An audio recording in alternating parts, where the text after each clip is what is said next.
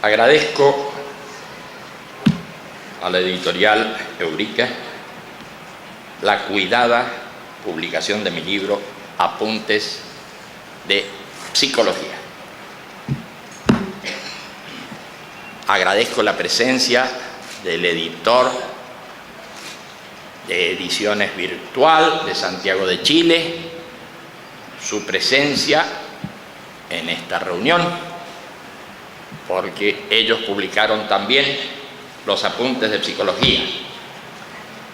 Agradezco la presencia de lectores de mis obras, de amigos y de periodistas.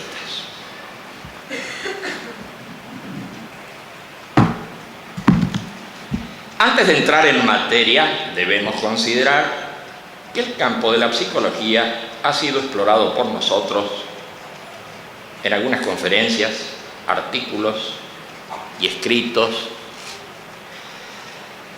entre los que destacamos psicología de la imagen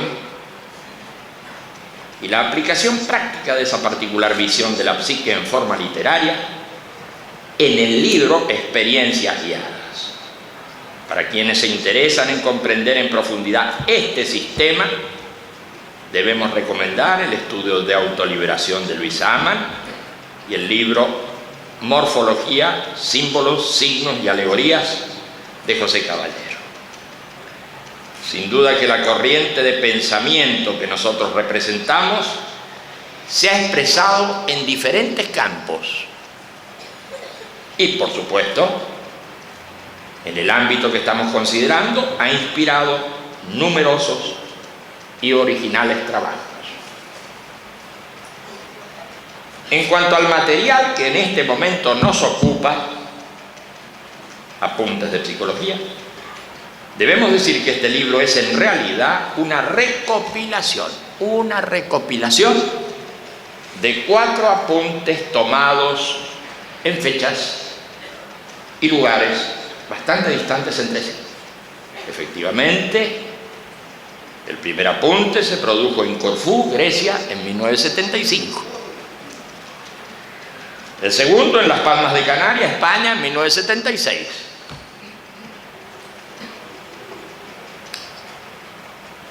El tercero también en Las Palmas en 1978 y el cuarto en Parque La Reja, Buenos Aires, en 2006. El libro resultó de las recopilaciones efectuadas por los asistentes a las distintas exposiciones. Por ello, el lector encontrará diferencias de estilo en el tratamiento de cada uno de los apuntes. Conceptualmente también se podrá tener alguna dificultad al consultar un apéndice en el primer apunte que fue insertado con el subtítulo de Bases fisiológicas del psiquismo. Esto es así porque tales bases fisiológicas se trataron de acuerdo a los conocimientos que existían en esa materia en 1975. Y es claro que en estos 35 años la neurofisiología y la ciencia médica en general avanzó de un modo tan importante que dejó obsoletos muchos conocimientos que se daban por bien fundados unos pocos años atrás. El descargo de esta deficiencia que el lector encontrará en el libro, en ese descargo debo señalar que las bases fisiológicas se incluyeron sujetas a revisión y de ninguna manera colisionan con la concepción del autor referida al funcionamiento del psiquismo humano, que por lo demás no parte de la materialidad para comprender el pensamiento ni el fenómeno mental en general. Debo agregar, para terminar de explicar la composición de este trabajo, que a cada apunte lo designamos en su momento con el título de Psicología en orden sucesivo, desde Psicología 1 a la 4, tal como aparece en la publicación actual. Al decir anteriormente que nuestra concepción del psiquismo humano no parte de la materialidad, nos emplazamos en una dimensión cercana a la del análisis existencial que pone a la conciencia en el plano explicativo de la intencionalidad y la finalidad, y que descarta también toda apelación a lo inconsciente para comprender distintos fenómenos como las producciones oníricas y aún las subliminales. Debo agregar que esta psicología no es ajena a nuestra visión antropológica general, que entiende al ser humano como ser histórico, cuyo modo de acción social transforma a su propia naturaleza. En Psicología 1,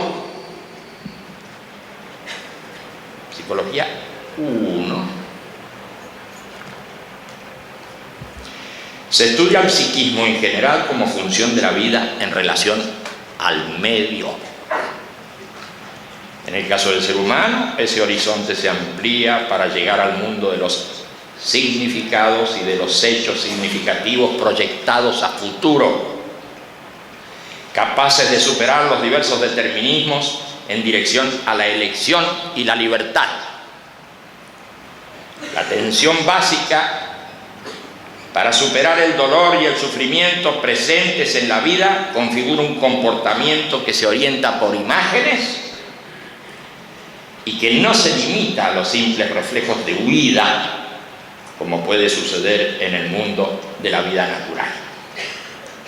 La violencia de la naturaleza, que actúa sobre el cuerpo externa e internamente, se registra en los seres vivos como dolor, pero es en el ser humano donde se gesta la imagen de posibles situaciones futuras que terminan guiando un quehacer característico. En esta misma Psicología 1 se describen las propiedades de los aparatos psíquicos, tales como los casos de los sentidos externos e internos y de la memoria, que trabajan en base a impulsos psicofísicos similares, pero que en sus distintas síntesis dan lugar a las diferencias de la sensación, la percepción y la representación. Son estos impulsos los que permiten cuantificar y cualificar la respuesta de modo homogéneo.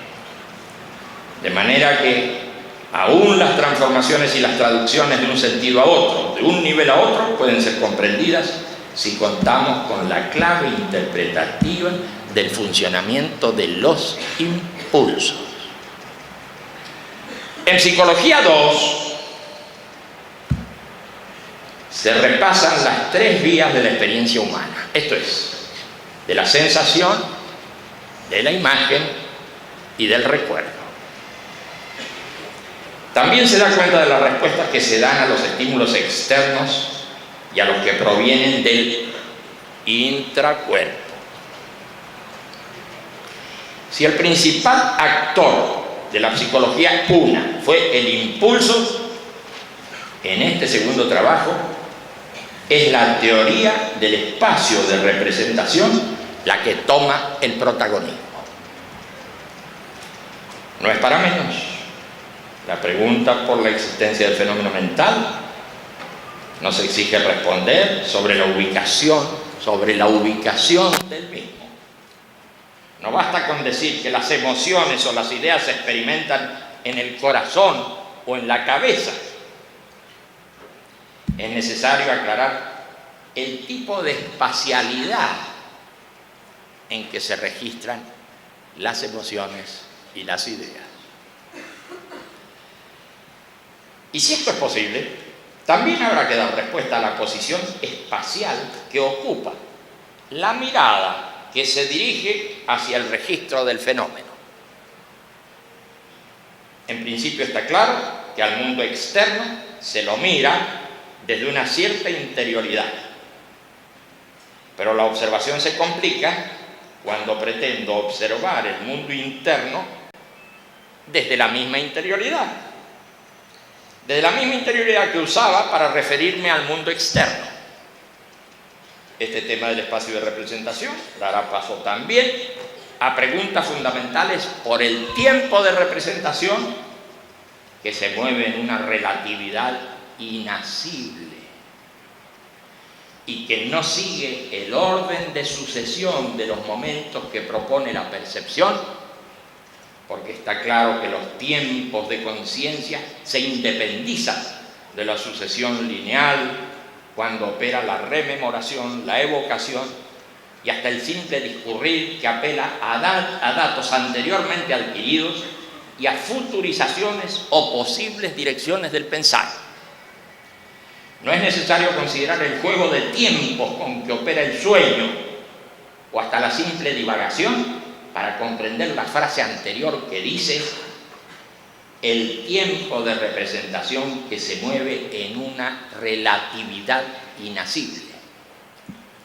En todo caso, la teoría del espacio de representación ha venido a llenar una laguna que dominaba la psicología tradicional y a su vez ha suscitado una reconsideración de antiguos temas, así como también ha incitado al descubrimiento de nuevas realidades internas y, en definitiva, a la ampliación de nuestro horizonte psicológico. Esto último lo podemos ver mejor en el desarrollo de la concepción del yo y en la comprensión de lo profundo. En Psicología 3 se pasa revista a un sistema de operativa apto para intervenir en la producción y transformación de los impulsos, poniendo de relieve el funcionamiento de antiguas técnicas conocidas como catarsis.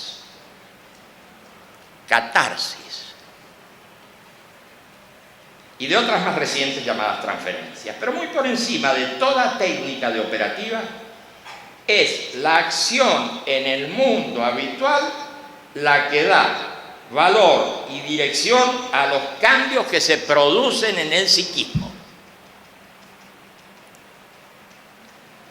Repitiendo. Muy por encima de toda técnica de operativa es la acción en el mundo la que da valor y dirección a los cambios que se producen en el psiquismo. La comprensión de este punto ubica nuestra psicología en el nivel que le corresponde, es decir, en el nivel de la vida cotidiana. Esto queda aclarado al explicar el desdoblamiento de los impulsos y la función catártica y transferencial de los mismos. Así, algunos impulsos son capaces de liberar tensiones haciendo descarga de energía psicofísica y por ello los podemos llamar impulsos catárticos. Pero también muchos de ellos son aptos para trasladar cargas internas, integrar contenidos y ampliar las posibilidades de desarrollo de la energía psicofísica, pudiendo ser designados con propiedad como impulsos transferenciales. En general, las acciones humanas están tocadas por la convergencia o la contradicción entre impulsos.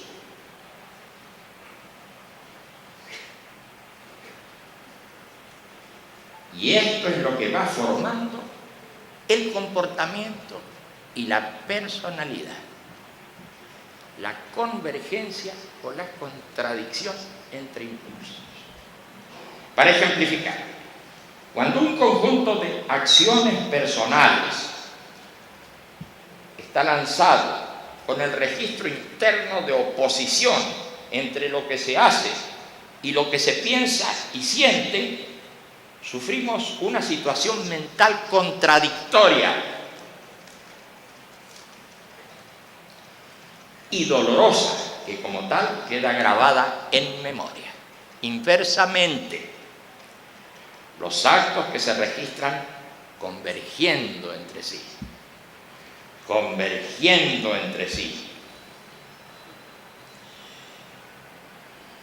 porque hacen coincidir lo que se piensa con lo que se siente, contribuyen a formar un comportamiento de fuerte unidad interna que grabándose en memoria predispone las futuras acciones.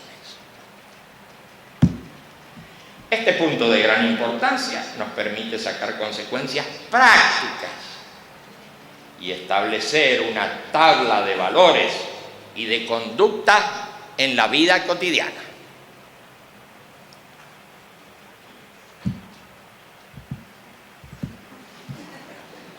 Por lo demás, se fijan diferencias entre las posiciones que asume la conciencia merced al franco desenvolvimiento o al bloqueo de su reversibilidad. En la reversibilidad se destaca el funcionamiento de la atención, que puede ser dirigida hacia las fuentes productoras de impulso y que permite en condiciones normales hacer distinciones entre fenómenos, poniendo en marcha la crítica de los propios mecanismos de reconocimiento. Esta versatilidad atencional que habilita para distinguir entre una percepción y una ilusión, o bien entre una representación y una alucinación, define el estado de lucidez o inversamente el estado de alteración de la conciencia. Finalmente, es en Psicología 4 cuando se toca nuevamente el tema de los impulsos, pero profundizando en su desdoblamiento y explicando que cuando un impulso llega a la conciencia, se graba también en memoria y despierta cadenas asociativas entre distintos objetos mentales. Esto ocurre no simplemente por similitud o contigüidad mnémica, sino por pertenencia de los objetos mentales a una misma región espacial o a una misma región temporal en la que aquellos estuvieron presentes. Así es que si se toma un impulso del tipo de la sensación simple, habremos de reconocer que nunca trabaja aislado, sino que se presenta en una estructuración de impulsos asociados que terminan configurando una percepción que es algo más que el simple impulso que llegó al sentido. Y en cuanto al orden temporal en que se presentan los impulsos, observamos que pueden trabajar hacia atrás, hacia el pasado y hacia adelante, hacia el futuro, teniendo por referencia la solidez del registro presente, siempre actualizado por los correspondientes impulsos que provienen de la senestesia y de los otros sentidos internos. Más adelante se establece el campo del trabajo consciente, ubicando allí todos los fenómenos que ocurren en los diferentes estados y niveles de vigilia, semisueño y sueño, incluidos los subliminales. Desde luego que la noción del yo pertenece también al ámbito de la conciencia, aunque se cuestione su realidad. Y entrando en la discusión, se dijo que el registro de la propia identidad está dado por los datos de los sentidos y de memoria, más una peculiar configuración que otorga a la conciencia la ilusión de permanencia. La ilusión de permanencia, no obstante los continuos cambios que en ella se verifican. Esa configuración ilusoria de identidad y permanencia es el yo.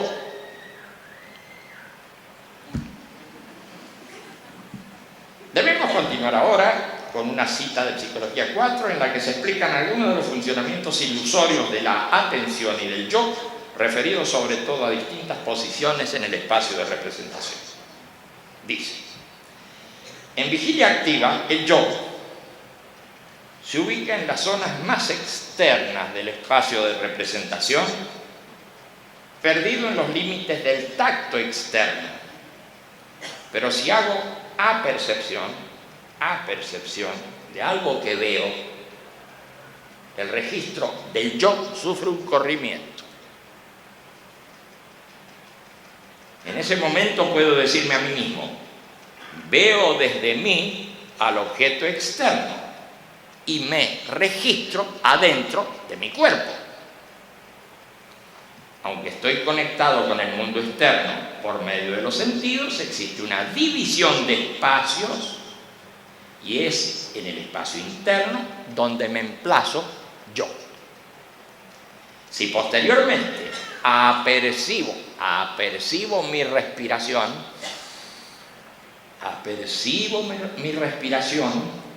podré decirme a mí mismo, comillas, experimento desde mí el movimiento de mis pulmones.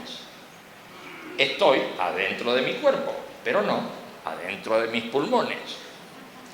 Está claro que experimento una distancia entre el yo y los pulmones, no solamente porque al yo lo registro predominantemente en la cabeza, que está alejada de la caja torácica, sino porque en todos los casos de percepción interna, como ocurre con un dolor de muelas o un dolor de cabeza, los fenómenos estarán siempre a distancia de mí como observador.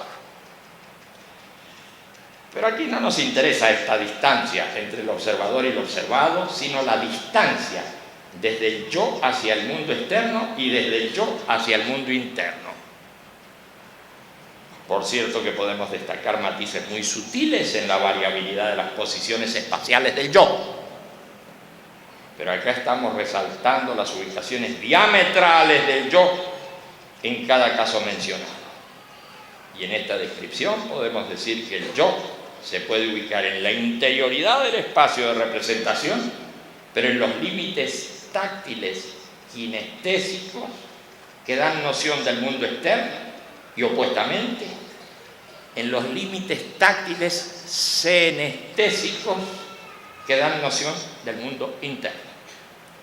En todo caso, podemos usar una figura bicóncava elástica como límite entre mundos que se dilata o se contrae y con ello focaliza o difumina el registro de los objetos externos e internos.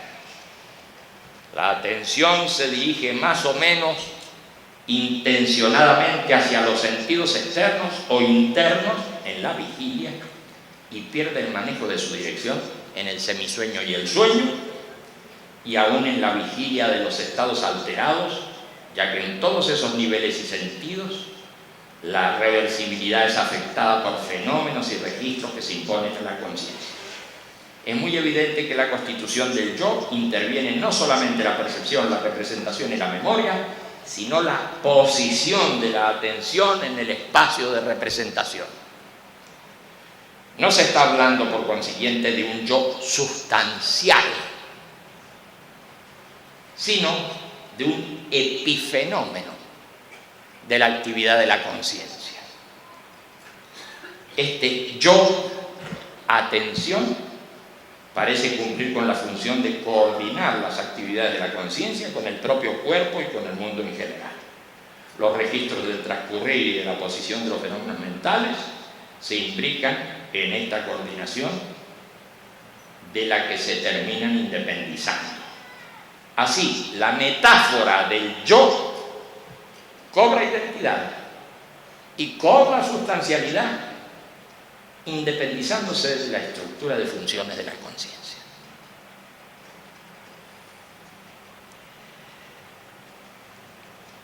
El yo es una metáfora, dirían los posmodernos.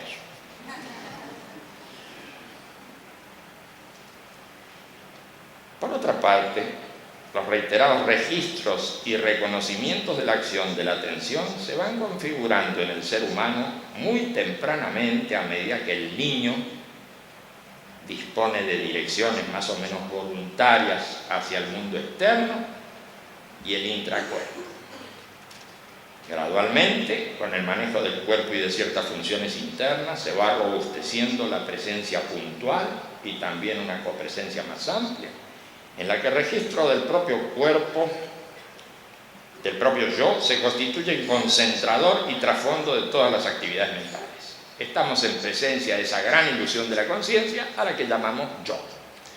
Es claro que existe para la conciencia el registro y la noción del propio yo, pero comprendemos que se trata de una estructuración variable dependiente de la situación de los sentidos, de la memoria y de la posición de la atención en el espacio de representación. A estas alturas del desarrollo de Psicología 4 se llega al parágrafo de las estructuras de conciencia. Allí se dice que los diferentes modos de estar el ser humano en el mundo, las diferentes posiciones de su experimentar y hacer, responden a estructuraciones completas de conciencia. Así, la conciencia desdichada, la conciencia angustiada, la conciencia emocionada, la conciencia asqueada, la conciencia nauseada, son casos relevantes descritos por diferentes autores que en su mayoría adhieren al método fenomenológico y al análisis existencial. En nuestro caso, comenzamos por estudiar los comportamientos que muestran anormalidades respecto a parámetros del individuo o del grupo considerado. Llevamos nuestro estudio sobre los comportamientos no habituales fuera del terreno de la patología para concentrarnos en dos grandes grupos de estados y casos a los que hemos llamado el grupo de la conciencia perturbada y el grupo de la conciencia inspirada. Decimos que existen diametrales posiciones del yo que van desde la actividad cotidiana a la emoción violenta y estados ensimismados que van desde la calma reflexiva hasta la desconexión con el mundo. Reconocemos además otros estados alterados en los que las representaciones se externalizan proyectivamente, de tal modo que realimentan a la conciencia como percepciones provenientes del mundo externo, y otros de ensimismamiento en los que la percepción del mundo externo se internaliza introyectivamente. Por cierto, esas perturbaciones ocurren transitoriamente, como en el caso de la emoción violenta, o se manifiestan cada vez que se roza una misma situación conflictiva. En este apretado resumen de Psicología 4, quisiéramos referirnos a una estructura global de la conciencia en la que surgen intuiciones inmediatas de la realidad. Se trata de la estructura de conciencia inspirada, frente a la cual nos preguntamos: ¿es un estado de ensimismamiento o de alteración? ¿Es un estado perturbado? ¿Una ruptura de la normalidad? ¿Una extrema introyección o una extrema proyección? Por cierto, la conciencia inspirada es más que un estado. Es una estructura global que pasa por diferentes estados y que se puede manifestar en distintos niveles. Así, la conciencia inspirada aparece en grandes campos como la filosofía, la ciencia, el arte y la mística, pero también aparece cotidianamente en las intuiciones o inspiraciones de la vigilia, del semisueño y del sueño paradojal. Ejemplos habituales de conciencia inspirada son los del pálpito, los del enamoramiento, las comprensiones súbitas de situaciones complejas y la resolución instantánea de problemas que perturbaron durante mucho tiempo al sujeto. Sin embargo, los casos que mencionamos no garantizan el acierto, la verdad o la coincidencia del fenómeno respecto a su objeto, aunque los registros de certeza que los acompañan son de gran importancia y de profundo significado. Pero vayamos al parágrafo dedicado a los fenómenos accidentales y los fenómenos deseados de la conciencia inspirada. Allí decimos: hemos reconocido estructuras de conciencia que se expresan accidentalmente. También observamos configuraciones que responden a deseos o planes de quien se pone en una particular situación mental con el propósito de hacer surgir el fenómeno. Desde luego, tal cosa a veces funciona y a veces no, como ocurre con ese deseo de inspiración artística, que a veces funciona y a veces no. O a ese enamoramiento que a veces no llega. Es en la mística especialmente donde la búsqueda de inspiración ha hecho surgir prácticas y sistemas psicológicos que han tenido y tienen desparejo nivel de desarrollo. Así reconocemos a las técnicas de trance como pertenecientes a la arqueología de la inspiración mística.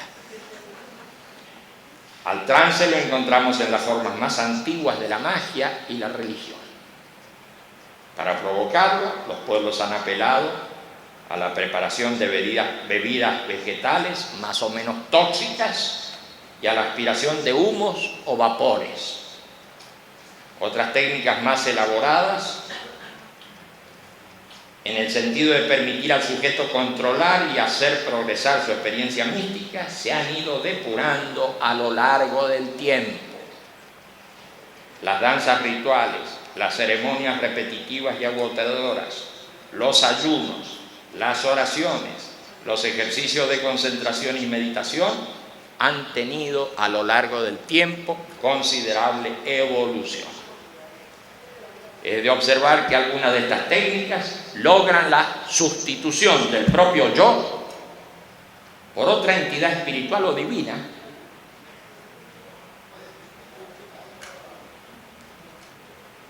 y en base a esas imágenes se va profundizando en el espacio de representación, se toma contacto con otro estado o tal vez con otro nivel de conciencia al cual nos referimos con la designación de lo profundo. La investigación de esta posibilidad del psiquismo queda abierta en el tramo final de nuestras apuntes de psicología. Nada más y muchas gracias.